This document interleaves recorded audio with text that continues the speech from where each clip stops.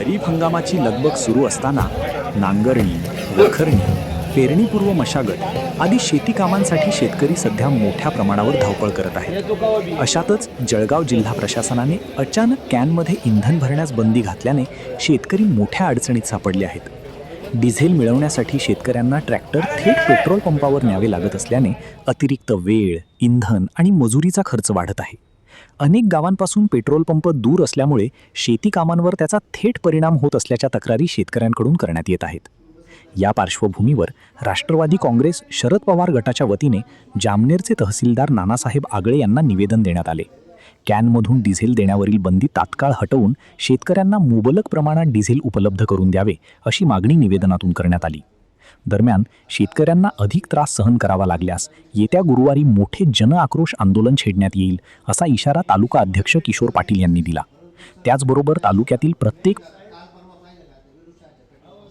सूचना मिळाल्यानंतर आम्ही त्या संदर्भात माननीय तहसीलदार साहेबांची भेट घेतली आणि त्यांच्या लक्षात ते मुद्दे आणून दिले की जर व्यावहारिकदृष्ट्या विचार केला तर शेतकऱ्याला शेतातून पंपापर्यंत ट्रॅक्टर आणायला काही लिटर डिझेल चाललं आहे, शिवाय त्याच्या कामाचा खोळंबा होईल.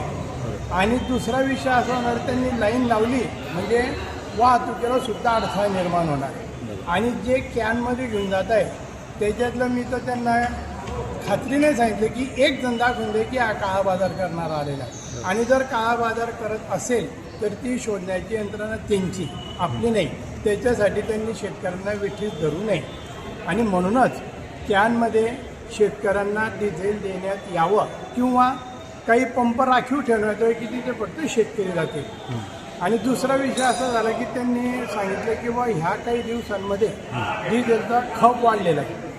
मग त्याच्यावर आमचं चर्चामध्ये तेच ठरलं की जरी तुम्ही म्हणताय की ह्या दिवसामध्ये नेहमीपेक्षा खप वाढलेला आहे तर एप्रिलपासून जूनपर्यंत डिझेलचा खप वाढतोच. त्याचं कारण असं आहे की सध्या शेती कामामध्ये वेगाने यांत्रिकीकरणावर भर दिला जातो आणि त्या यंत्रांना चालवण्यासाठी डिझेल लागतं. आणि नेमके शेतकऱ्यांच्या कामाचे दिवस असतात, त्याच्यासाठी त्यांना हे डिझेल लागतं. तुमचं जे समजूत असेल ती गैरसमजूत आहे. ह्या दिवसामध्ये डिझेल लागतच राहतं आणि शेतकऱ्यांना जर मुबलक प्रमाणात करून दिलं तर काही प्रश्नच नाही की कॅनमध्ये न्यायचा आणि आणायचा. सर, मंत्री महोदयांनी कालच सांगितलं की पुरेसा साठा आपल्याकडे आहे, मग दुसरीकडे असा निर्णय घेण्याची वेळ काय येते?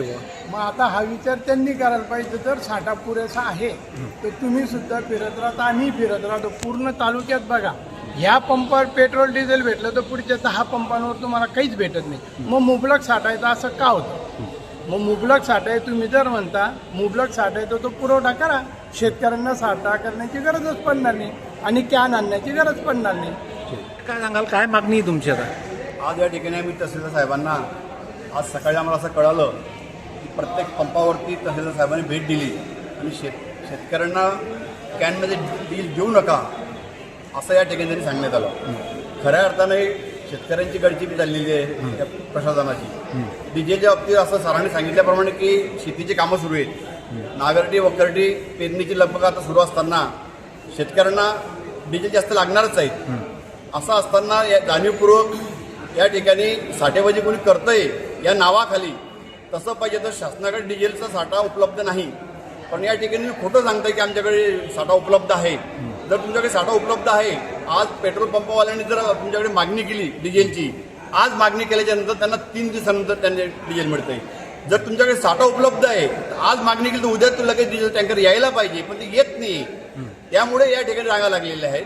म्हणून या ठिकाणी शासनाचं जे धोरण चाललेलं आहे, आज या ठिकाणी शासन या ठिकाणी फेल झालेलं आहे. परंतु त्यांचं पाप लपवण्यासाठी या ठिकाणी मंत्री महोदय म्हणतायत की या ठिकाणी साठेबारी करताय, शेतकरी कॅनमध्ये डिझेल नेत आहे. म्हणून शासनाचं पंतप्रधानाचं पाप लपवण्यासाठी हे स्टेटमेंट देत आहे. ही आम्ही या ठिकाणी मागणी केलेली आहे. आणि शेतकऱ्यांना जे तुम्ही म्हणता की फक्त एका कॅनमध्ये 1000 रुपयाचं डिझेल द्या, 2000 डिझेल द्या, तसं न करता त्यांना जे लागेल तर डिझेल तुम्ही त्यांना दिलं पाहिजे. वाटलं तुम्ही त्यांना चेक करा की हा शेतकरी आहे किंवा नाही, ही जबाबदारी प्रशासनाची आहे. पण तसं न करता तुम्ही 1000 रुपयाचं डिझेल देतात, 2000 डिझेल देतात. आज जर दिवसभर शेताचं ट्रॅक्टर चाललं तर कमीत कमी एका शेतकऱ्याला या ठिकाणी 50 लिटर या ठिकाणी डिझेल लागतंय. मग 2000 डिझेल मध्ये तो काय करणार आहे? म्हणून तो 2000 डिझेल घेतो, शेतात वापरतो आणि ते 2 माणसं या ठिकाणी लाईन लावतो, म्हणून लाईन वाढलेले आहे. हे मुबलक डिझेल देत नाही म्हणून लाईन वाढताय.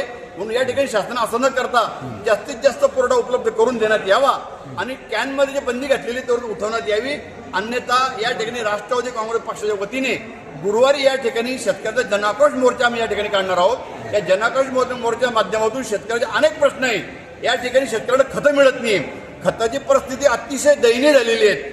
शेतकऱ्यांना या ठिकाणी खतं मिळत नाहीये आणि जे मिळत आहे ते अधिक लिंकी पद्धतीने मिळत आहे आणि वाढीव भावाने मिळत आहे.